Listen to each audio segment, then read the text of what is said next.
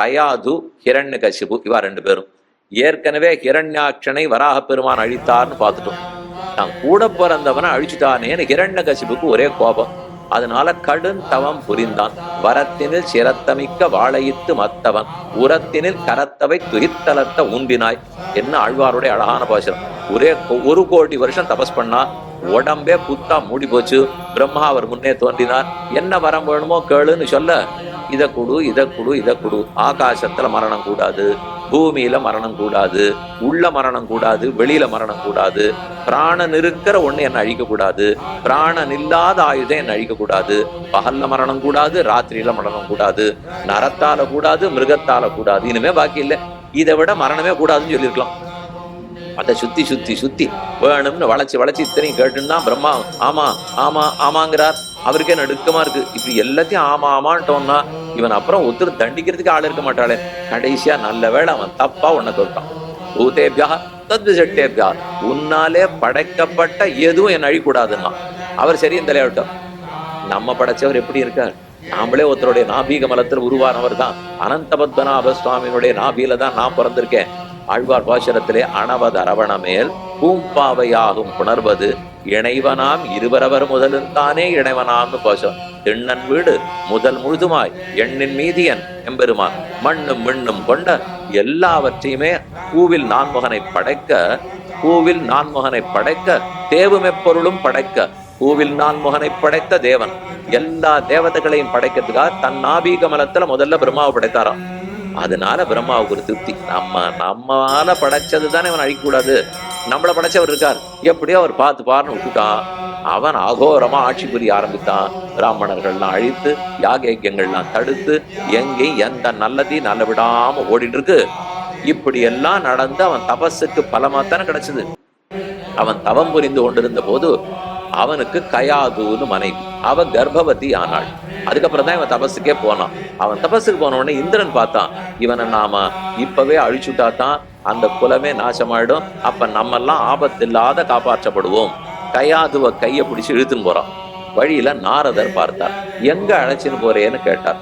நான் தான் இவளை இப்பவே அழிச்சுட்டாதான் நமக்கு சௌக்கியமா இருக்கும், நீர் தேவரிஷி, எங்களுக்காகத்தான் நீ ரொம்ப உழைக்கணும் அப்படின்னு அவன் சொல்ல போக நாரதர் அதை சம்மதிக்கல. இவனும் ரொம்ப பெரிய பரம பாகவதனா வரப்போறான், அதனால எங்கிட்ட கயாதுவ படைச்சிரு, அந்த பிள்ளை யாருன்னு உனக்கு தெரியாத நீ அபச்சாரப்பட பாக்குற அப்படின்னு சொல்லி அவர் அழைச்சின்னு போயிட்டார். தன் ஆசிரமத்திலே தங்க வச்சார். ஒவ்வொரு நாளும் பகவத் கதையா சொல்லிட்டே இருக்கார். அவ பூர்ண கர்ப்பிணிங்கிறதுனால அவ கொஞ்ச நாளை கதை கேட்டுட்டு தூங்கி போடுறான். ஆனா வயத்துக்குள்ள இருந்த குழந்தை சிசு அது நித்தப்படி பூர்ணமா கதையை கேட்கறது, முழிச்சுன்னு கேட்கறது. கர்ப்பஸ்ரீமான் அவனுக்கு பேர். கர்ப்பத்திலேயே ஸ்ரீமான். இதுக்கு ஆழ்வார் ஒரு பாசுரம் பண்ணார். கருவரங்க துக்கிடந்தேன் கைதொழுதேன் கண்டேன் திருவரங்கமேயான் திசை. நான் கர்ப்பரங்கத்துல இருக்கச்சே ஸ்ரீரங்கத்தை சேவிச்சேங்கிறார். வந்தாலே 500 ரூபாய் 1000 ரூபாய் கொடுத்து வாங்கினாலே சேவிக்க முடியல. இவரானா கர்ப்பத்திலேருந்து சேவிக்கிறார். என்னால் சீட்டு வாங்கினா சேவிக்க முடியாது, உள்ளேயே உட்கார்ந்தா தாராளமா சேவிக்கலாம். இங்கிருந்து அந்த கர்ப்பத்துக்கு அவ்வளவு ஆசையா. கருவரங்க துக்கிடந்தேன் கைதொழுதேன் கண்டேன் திருவரங்கமேயான் திசை. இவன் கர்ப்பஸ்ரீமான். அதனால சரித்திரம்லாம் கேட்டுனுட்டான். குழந்தை பிறந்தது. பரமபாகவதனாக வளர்ந்து கொண்டு வந்தான். அவனுக்கு 2 ஆச்சாரியனை ராஜா நியமிச்சுட்டார். ஹிரண்யகசிபு 2 ஆச்சாரியனை, சண்டன் அமர்கன்னு பேர். அவள்லாம் அந்த அசுர குலகுரு சுக்கராச்சாரியனோட 2 பிள்ளை. அவர்கள் கத்துக் கொடுக்கணும். ஹிரண்யாய நமஹா, ஹிரண்யாய நமஹா, இதான் அவர் சொல்லணும். அவர் சொல்லி கொடுக்கிறார். ஹிரண்யாய நமஹா, பிள்ளை எதிரொலிக்கிற மாதிரி நாராயணாய நமஹா அப்படின்னு அவன் சொல்றான். நம்ம இதை சொல்லவே இல்லையே அப்படின்னு அவர் தகச்சு போய் ஹிரண்யாய நமஹா அழுத்தி சொல்றார். நாராயணாய நமஹா அவனை அதே வேகத்துல திருப்பி அழுத்தி சொல்றான். நம்ம குழந்தைகிட்ட ஏதாவது ஒரு கேள்வி கேட்டோம்னா எந்த ஸ்வரத்துல கேட்கிறோமோ அதுவும் அதே ஸ்வரத்துல பதில் சொல்லும். நம்ம ஏதோ இழுத்துட்டோம்னா அதை விட வேகமா அதே மாதிரி அதுவும் சொல்லி காட்டும். அது போல சின்ன பிள்ளை 5 வயசு தானே. அதனால ஆமா நாராயணாய நமஹான்னார். அவருக்கு ஒன்றும் புரியலன்னா இதெல்லாம் சொல்லியே கொடுக்கல, நீயா எங்க கத்துன்னு வந்தே அப்படின்னு அவர் கேட்கிறார். அதெல்லாம் எங்க அப்பாட்ட சொல்றேன்டா. இவர் அழைச்சிருமே அங்க ஒப்படைச்சுட்டார். உங்க பிள்ளைக்கு என்னன்னு நீரே கேளும், கடைசியில என்ன தப்பு சொல்ல வேண்டாம், பள்ளிக்கூடத்துல என்ன படிச்சேன்னு ஹிரண்யகசிபு பிள்ளைய மடியில உட்காந்து வச்சிருந்து ஆசையா கேட்டான். அவன் பதில் சொன்னான். சிரவணம் கீர்த்தனம் விஷ்ணோஹோ ஸ்மரணம் பாதசேவனம் அர்ச்சனம் வந்தனம் தாஸ்யம் சக்கியம் ஆத்ம நிவேதனம் இதிபும்சாஸ்பிதா விஷ்ணோ பக்தி சேன்னவலட்சணா. 9 விதமா விஷ்ணுவனிடத்துல எப்படி பக்தி பண்ணலான்னு கத்துட்டேனா. ஹிரண்யகசிபு குருவை திரும்பி பார்த்தான். பார்த்தா அவர் நிலைமை என்னவா இருக்கும்? இவர் தானே கத்து கொடுத்துருக்கணும். இவர் தான் 9 வித பக்தியை கத்து கொடுத்துருக்க. அவர் நடுக்கிறார். அரசே, என்னை எதுக்கு பாக்குற? நான் இதெல்லாம் சொல்லியே கொடுக்குறேன் இந்த பிள்ளைக்கு. இவன் எங்கேருந்து தெரிஞ்சுட்டு இருக்கான்னு தெரியல. அப்ப ஹிரண்யகசிபு பிள்ளை கெட்டியா பிடிச்சிருந்து, எங்கேருந்து கத்து கொண்டு வந்தாய்? யார் உனக்கு விரோதி, யார் நண்பர்?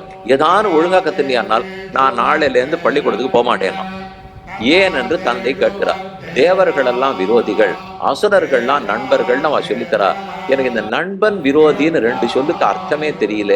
யாரை பார்த்தாலும் பகவத் சிருஷ்டியில நண்பனாத்தான் படுறார்கள். சர்வபூதாத்மகே தாத்த ஜெகநாதே ஜெகன்மயி பரமாத்மனி கோவிந்தே மித்ராமித்ர கதாகுதா சாஸ்தாவிட்டு அசேஷஸ்ய ஜெகதோயோ பிரதிஷ்டிதா. எல்லா இடத்துலையும் ஒருத்தர் தான் இருக்கார். இதுல யார் விரோதி, யார் நண்பன்? என் கண்ணத்தை பாகுபாடெல்லாம் படவே இல்லை அப்படின்னு திருப்பி சொல்றான். இந்த பிள்ளைக்கு யார் இதெல்லாம் கத்துக் கொடுப்பார்கள்? அது என்ன நீ அப்படி சொல்லிட்டே உன்னுடைய உள்ளத்தில் யாரோ ஒருத்தர் அமர்ந்து கொண்டு இதெல்லாத்தையும் இப்படி பேசுன்னு தூண்டுறதா தெரியுது. என்னை எதிர்ப்பாயின்னு யாரோ உன்னை தூண்டுறா. யார் தூண்டினதுன்னு அப்பா கேட்கிறார். அந்த பிள்ளை சிரிச்சுட்டே சொல்றார், இந்த கேள்வி கேட்க சொல்லி உன்னை யார் தூண்டினானோ அவன்தான் அவன் பெயரை சொல்ல சொல்லி என்னையும் தூண்டினான். உனக்கு ஒரு சாஸ்தா, எனக்கு ஒரு சாஸ்திரவா? எல்லாம் தொய்யஸ்தி மையஸ்திச்ச. அவன் எங்க இருக்கிறான்னு கேட்கிறாய், எங்கில்லைன்னு திருப்பி கேட்பேன். எப்போது இருக்கிறான்னு கேட்கிறாய், எப்போதில்லைன்னு திருப்பி கேட்பேன். யாரிட இருக்கிறான்னு கேட்டால் யாரிடத்தில் இருப்பேன் இல்லைன்னு சொல்லுவேன். தொய்யஸ்தி மையஸ்திச்ச உர்வியாமஸ்தி உதகேஷாஸ்தி மையஸ்தி தொய்யஸ்தி. உங்ககிட்ட இருக்கார், எங்கிட்ட இருக்கார், ஆகாசத்துல இருக்கார், பூமியில இருக்கார், உள்ள இருக்கார், வெளியில இருக்கார், எல்லா இடத்திலும் இருக்கிறார். எங்கு முழன் கண்ணம், இன்னிடம் இன்ன இடம்ன்றதெல்லாம் இல்லை, எல்லா இடத்திலும் இருக்கிறான்னு திரும்ப திரும்ப பிள்ளை சொன்னா. அவனுக்கு கோபம் வந்தது. இவங்கிட்ட இதெல்லாம் பேசி பிரயோஜனம் இல்லை, கொன்னுட வேண்டியதான் ஆணையிட்டோம். அப்படி கொல்றதுக்காக பல முயற்சிகள் எடுக்கச்சேதான் மலையிலேருந்து உருட்ட போக இப்ப முன்னாடி கதை பார்த்தோம். அதுதான் வராக நரசிம்ம பெருமானுடைய கதை. பாம்புகளை விட்டு கடிக்க வச்சான், யானை காலில் விட்டு இடற சொன்னா, பெரிய நெருப்பு குழி, நெருப்பு காலவாய், அந்த காலவாய்க்குள்ள போட்டு அழுத்தினா. எதுக்கு போனாலும் இந்த பிள்ளைக்கு என்ன தோன்றது? விஷத்தை கொண்டு கொடுத்தால் கருகருன்னு இருக்கு, கண்ணனுடைய கருப்பு வர்ணமாட்டம் இருக்கேன்றான். பாம்பை கொண்டு கடினார், இதுலதான் எங்க பெருமாள் படுத்திருந்தார் அப்படின்னு அதை பார்த்து சிரிக்கிறான். நெருப்புக்குள்ள இருந்த அரியம் செந்தியை தழுவி அச்சுதன் என்று மெய் வேவாள் மண்ணை இருந்து துழாவி வாமனன் மண்ணிதுவென்னு அரியும் செந்தியை தழுவி அந்த நெருப்பு அப்படியே கட்டிண்டு எங்க பெருமாளுடைய ஜோதி உருவமா பளபளான் இருக்கியே அப்படின்னு அதையே கட்டிக்கிறான். என்ன பண்ணாலும் அதோட யானை இடறினா, இந்த மாதிரி ஒரு யானை கூப்பிட்ட குரலுக்கு தான் அவர் அன்னைக்கே வந்தார் அப்படின்னு யானையை பார்த்து சொல்லிக்கிறான். இந்த பிள்ளைக்கு ஒண்ணுக்குமே பண்ண முடியல, யாரையும் இவனை அழிக்கவே முடியாது போல் இருக்குன்னு ஹிரண்யகசிபு புரிஞ்சுட்டு இருக்கணும். அது பகவத் அனுகிரகத்தால இவனுக்கு இந்த சக்தின்னு தெரிஞ்சுக்காமல் அந்த முட்டாள் அகங்காரத்தோட என்ன புரிஞ்சுட்டான்? ஹிரண்யகசிபனுடைய பிள்ளையோ இல்லையா நீ, என்ன பார்த்தா தேவர்களுக்கு பயம் இல்லையா, அதனாலதான் உன்னையும் தொடலையான்னு ஆரம்பிச்சான். அதையும் தன்கிட்ட எல்லாருக்குமே கொஞ்சம் தம் முதுகலை தட்டிகிட்டே இருக்கணும். உலகத்துல எது என்ன நடந்தாலும் என்னாலதான் ஆச்சு, இவரால ஒண்ணும் இருக்காது, இவர் கண்ண முண்டா உலகமா அஸ்தமிச்சு போயிடும். ஆனா ஏதோ இவருக்கு ஒரு நினைப்பு, நம்மாலதான் லோகமே நடந்துட்டு இருக்கு. அதை போல இந்த ஹிரண்யகசிபுவுக்கு நினைப்பு, குழந்தைய ரொம்ப கடிந்து பார்த்தாலும் ஒண்ணும் அவனுக்கு ஆகல. சரி, இன்னும் கடைசி வாய்ப்பு தரேன், ஓ திரும்ப பாடசாலையில படி. இந்த தரம் அவன் தனியா இல்ல, கூட 10 பசங்களையும் வச்சு எல்லாம் தப்பு தப்பா சொல்லாத பாத்துங்கோ, நீங்க தான் கூட இருந்தவனுக்கு சிக்ஷித்து நல்லது சொல்லணும். திரும்ப வர ஆரம்பிச்சார். ஹிரண்யாய நமஹா. இப்போதைக்கு முதல்ல இந்த பிள்ளை மட்டும் சொல்லிட்டான். இப்ப 2ஆம் தரம் வந்த உடனே 10 பேரையும் சேர்த்து சொல்ல வச்சுட்டான். நாராயணாய நமஹா. அந்த பிள்ளைகளுக்கு முதல்ல ஒண்ணும் தெரியல. பெருமான் பெருமான் நீ சொல்ற, நம்மெல்லாம் ஹிரண்யகசிபுவுக்கு பிறந்தவர்கள், இவனுக்கு தான் நம்ம ஸ்தோத்திரம் பண்ணி ஆகணும், நீ நாளைக்கு தப்பிச்சுன்னு போயிடுவே, அவன் பிள்ளை, நாங்கள்லாம் சிக்கினுட்டானா. ஒன்னும் கவலைப்படாது, எல்லாரும் ஒத்தனுக்கு தான் பிள்ளைன்னு ஆரம்பிச்சான்.